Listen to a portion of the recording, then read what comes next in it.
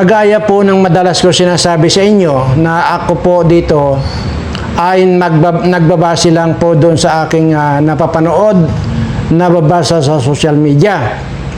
At kagaya nga po nito ay ito raw po yung unang araw ng paglalamay. Unang gabi po ito ng paglalamay. At meron po ditong order na yun daw pong gustong makipaglamay ay huwag daw pong magdadala ng kape o di kaya biskwit. So, yun po ang kabilin-bilinan ng pamilya. At mas appreciated daw nila kung ang dalhin nyo na lamang daw ay yung sinisinghot. Yun po yung kabilin-bilinan ng pamilya na huwag po kayong makikipaglamay na magdadala ng kape o biskwit. Ano? So ngayon po ay talagang naguguluhan po ako rito. Unang-una, nagkalat nga po ang mga speculation na ganyan.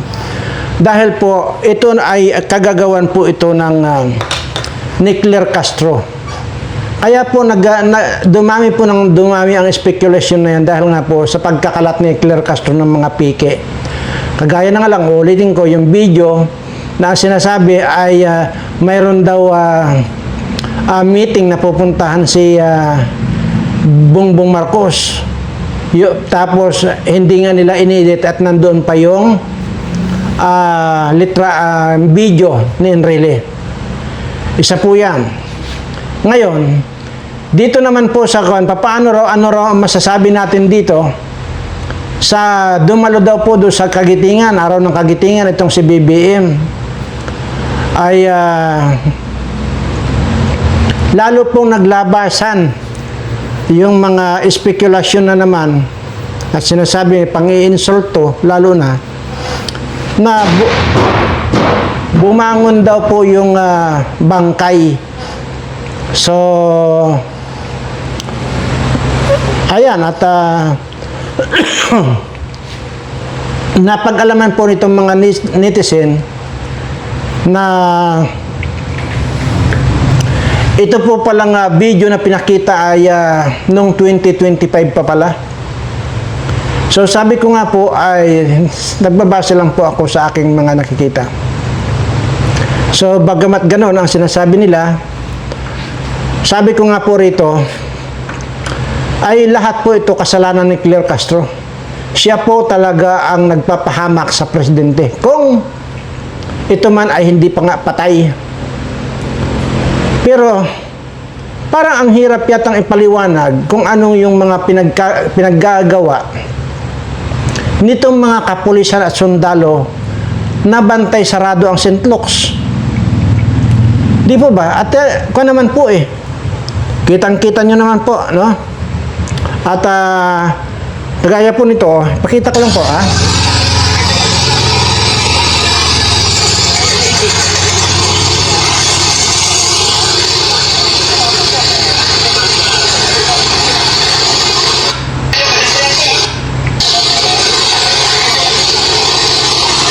Marami po ito. Napakarami po ito na kanya-kanya pong post nila. At yun. So anong pinaggagawa ng mga pulis at sundalo dyan kung wala silang binabantayan?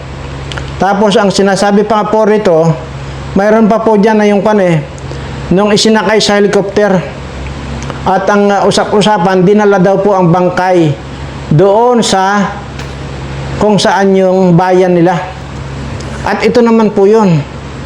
So sabi ko nga po ay ang hirap ng mga ito. Ewan ko ba? Kung ano ba talaga dito ang totoo. Ito po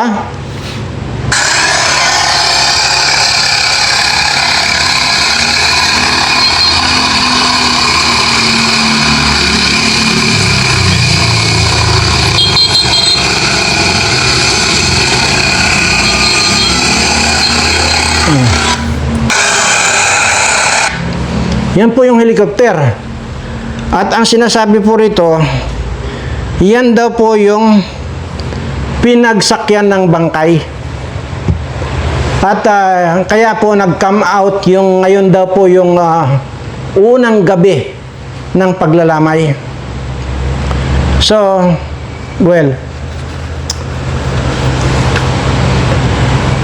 ang hirap po ako naguguluhan din po ako dito sa ganitong mga balitang ito. At ang hirap din pong kaya lang nakikikuan na rin ako, nakikiride on na rin din ako dahil nga yan ang sinasabi nila. Pero ito pong pagra-ride on ko, hindi po ibig sabihin ay dito ay naniniwala na ako dito sa mga nababasa at napapanood kong balita, kundi ang pagra-ride on ko ay yung ipakita mismo ng PCO or di kaya si Claire Castro na talagang ini-interview ng buhay itong si Marcos. Yan po yan. Di ba ba? Napakasimple naman po O, kagaya ng kanyan. Gaya ng pag-attend at nagtalumpati pa sa araw ng kagitingan ay ang sinasabi po nila ay recorded video. That was taken last 2025. So ano ba? At saka doon na lang po, yung sinasabi ni Claire Castro na may meeting, si BBM, pero hindi nila natanggal yung mukha ni Enrile doon. Doon na po sumambulat yung mga haka-haka Kaya tapos, ito pa ang siste, na magpapakalat daw ng fake news, ay kakasuhan. Anyway, sino ba ang fake news? Ito po, sinagot po yan ni Attorney Panilo, Ayan. Sa lahat po na nakikinig sa atin ngayon, inaayayahan ko po kayo na ipunin nyo lahat yung mga nagpe-fake news na yan, ibigay po sa amin dahil yan po ay talagang makakasuhan po natin. Ulol, bakit kami ang mag-iipon ng mga nagpe-fake news? Bakit kayo? Hindi namin trabaho yan. Talagang napakatanga nito. Dito pa lang sa pagsasalita nito, talagang tanga na itong Claire Castro na ito. Ito, sagot ni Panilo. Nagreklamo kayo sa chismis. Paano hindi magkakaroon ng chismis? Ayaw niyong sabihin ang katotohanan. Yun. Tinago rin ni Presidente Marcos Sr. noon ang kanyang sakit. Hanggang finally napulkar nga at namatay nga siya to sa sakit niya. Ito na naman tayo, tinatago na naman natin. Huwag natin itago. Una-una may karapatan ng taong bayan na malaman ang kalagayan ng kanilang presidente. Sa lahat po na nakikinig sa atin, Ulit. inaayayahan ko po kayo na ipunin nyo lahat yung mga nagpe-fake news na yan, ibigay po sa amin dahil yan po ay talagang makakasuhan po natin. Kung di man naman gago talaga itong bugok na Claire Castro ito, sino ang gagawa yan? Bakit mo kami uutusan na tarantada ka? Di ba? Ay gawain mo yan, hayop ka. Bilyon-bilyon ang nakuha ninyo. Ang budget ninyo dyan. Tapos kami ang uutusan mo na mag-ipon ng mga nagpi-fake news. Ay ikaw mismo fake news ka. Sa bagay ito natutuliro na rin po ito dahil nga sabi ko nga po ito punong-puno na rin po ng garapata ang bilat nito. Kaya wala na rin po sa katinuan. Anyway, basta po kanyan. Ang bottom line po dito, kaya pagkadami-dami ng espekulasyon ng patay na ito, patay na ito, patay na ito, patay na ito, dahil kayo mismo. Kung hindi ba kayo nagpapalabas ng mga fake na yan, hindi mag-iisip ng kung ano-ano ang mga Pilipino. Kayo ang naglagay sa kaguluhan. Kayo ang naglagay kung bakit nag-i-speculate ang mga kababayan natin. Dahil kayo mismo ang numero unong fake news ng mga hayop kayo, ng mga animal kayo. Tang ina nyo. Bakit? Mahirap ba gawin ni Bangag halimbawa kung yan talaga ay walang sakit? Mahirap bang gawin niya na nandyan yung mainstream media kung sino man interviewin. Kung hindi ba interviewin, di ba wala nang usap-usap, basta nagkakapi-kapi kayo dyan. Oh, di ba? Mahirap ba yun? Ay obligasyon ni Bangag ang magpakita ng proof of life. Ikaw, Claire Castro, maniwala ka sa akin. Sinayang mo ang buhay mo. Dahil ngayon pa lang, ikaw na mismo ang sumisira sa buhay mo. Na sa halip na napakatahimik yung buhay mo. Maniwala ka sa akin.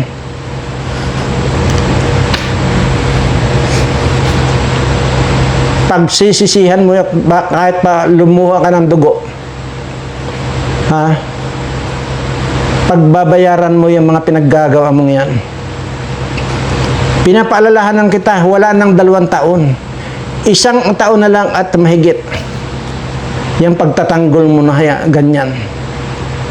Maawa ka sa sarili mo. Dahil pag nagkataon ko, sino man yung presidente na uupo, kung sino man yung susunod na presidente, at nagkataon na inappoint ako para mag-create ako ng isang ahensya ng gobyerno na tudasin ko lahat kayong mga kawatan kayo at mga fake news kayo, gagawin ko. Madali ang mag-create ng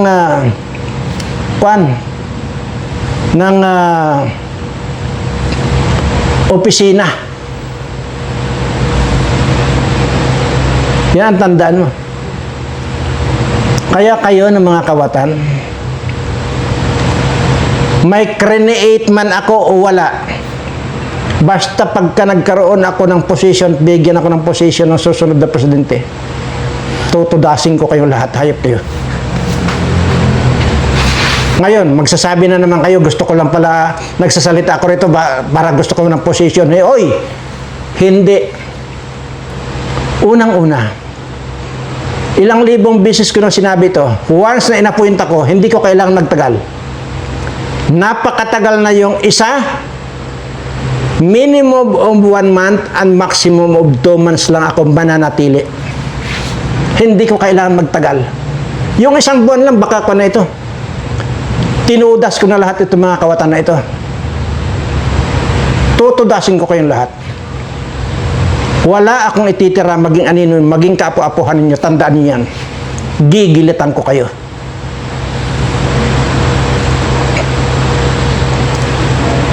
Tarantado kayo. 1 buwan lang yan. Tapos, kaya nag-i-extend ako ng another 1 month para bawiin ko lahat yung mga itinayo ninyong mga bahay ng mga kawatan kayo. Lahat yan. Ibibinta ko lahat yan. Para malaman ninyo. At sisiguraduhin ko sa inyo. Kakain kayo sa dahon ng saging na mga hayop kayo. Sisiguraduhin ko yan. Kahit pa itaga pa ninyo yan sa bunbunan ni Senador Bato de la Rosa at maging sa inyong mga bunbunan. Wala akong ititira sa inyo. Maging anino ninyo, tutudasin ko. Susunugin ko kayo ng buhay ng mga hayop kayo.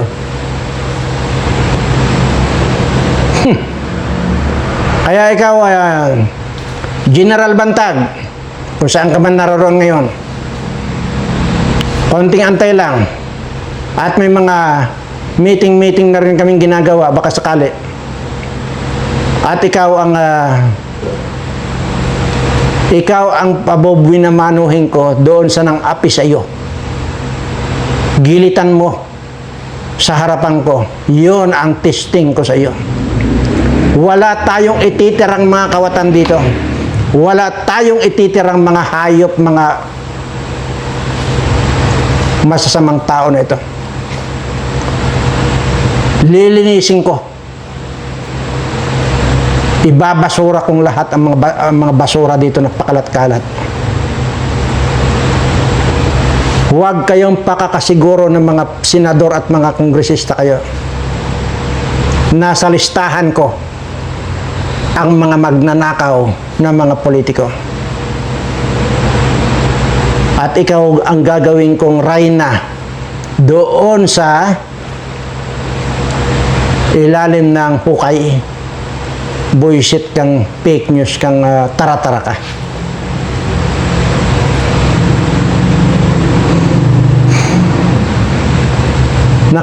Nakakapi ka na eh. Sinabi ko na,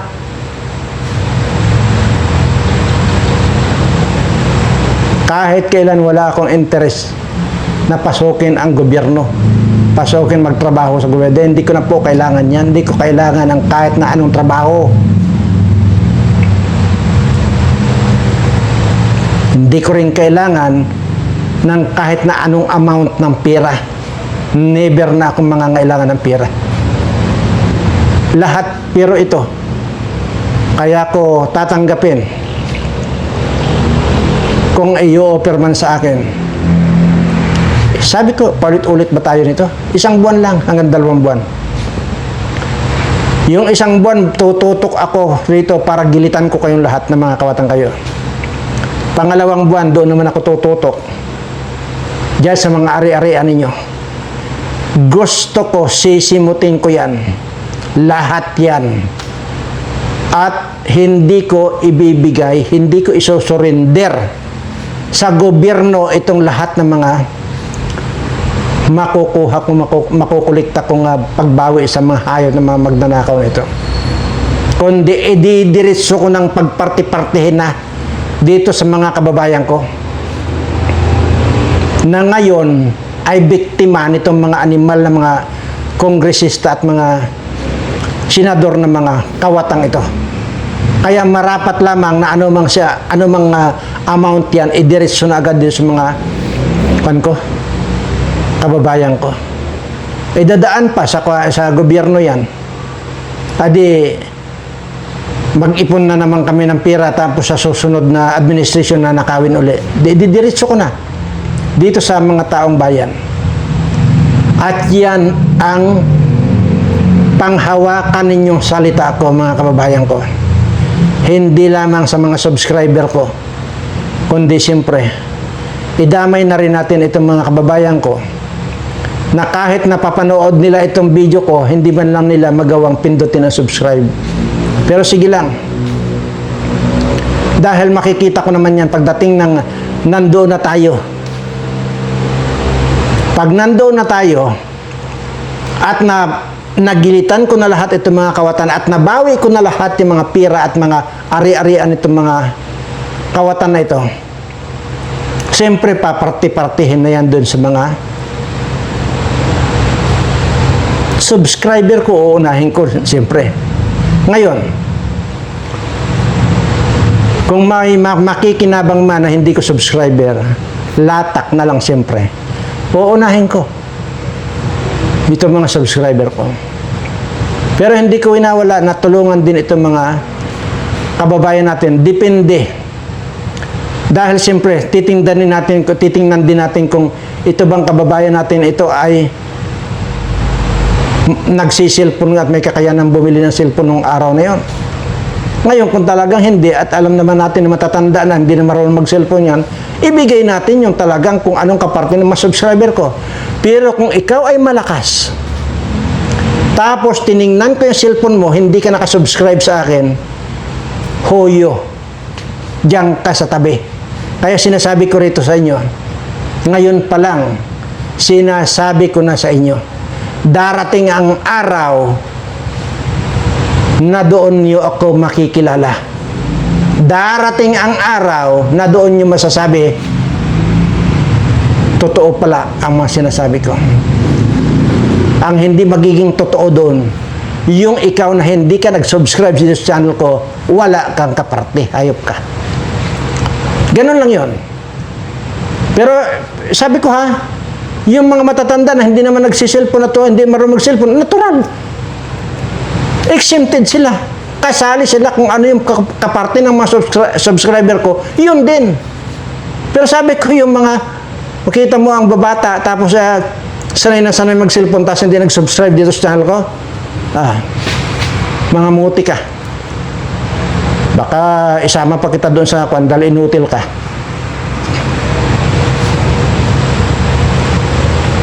Yun po ang gusto kong liwanagin sa inyo. Paulit-ulit kong sinasabi ito, darating ang araw, doon yung marirealize na may kwenta pala itong dinadaldal ko. Yan yun. Pero dito, ang galit ko lang dito sa mga putang mga kanito. Magnanakaw na ito. Ito ang mga dahilan kung bakit ngayon sobrang hirap na ang taong bayan. Sobrang hirap na. Wala na halos makain itong marami sa aking mga kababayan. Kaya panggigigilan ko kayo. Pag dumating na tayo sa punto na in-appoint na ako na susunod na presidente, maniwala kayo sa akin, walang problema sa akin kung kuyugin man ako ng mga international court na yan, ICC na yan, walang problema sa akin. Basta ang mahalaga, magilitan ko lahat itong mga kawatang ito. Yun ang pagkakamali ni President Duterte. Sana noon pa, ginilitan niya ng ginilitan lahat yan, kagaya ng mga trailing na yan sa itong mga dilayla na yan. Kung yan ginilitan lahat ni President Duterte yan, wala sana siyang problema ngayon. Yun ang ayaw kong mauulit dito sa kasaysayan ng Pilipinas. Kundi ang gusto kong tatatak sa buong mundo ngayon, yung tinudas ko lahat yung mga kawatan. Hanggang dito na lamang po at masyadong mahaba na tayo. Pero muli po, wala po akong idea kung ito nga yung unang gabi ng lamay. Nagbase lang po ako rito sa mga nakapanood ko at yung mga nabasa ko at yung mga sinasabi ng mga nandyan sa social media na itinakbo, sinakay sa helicopter. Pinakita ko naman sa inyo yung bangkay. So ito po yung unang gabi ng lamay. Pero mayroon pong pasukan yun, mayroon pong order ang pamilya. Uulitin ko lang po ito. Yung makikipaglamay, huwag daw kayong magdadala ng kape, huwag din kayong magdadala ng biskwit, bagkos ang dadalhin ninyo ay yung sinisip-sip na umuusok para pare-parehas daw kayong maging bangag doon sa lamay. Maraming salamat at sa lahat po ng aking mga subscriber. Mahal na mahal ko po kayong lahat.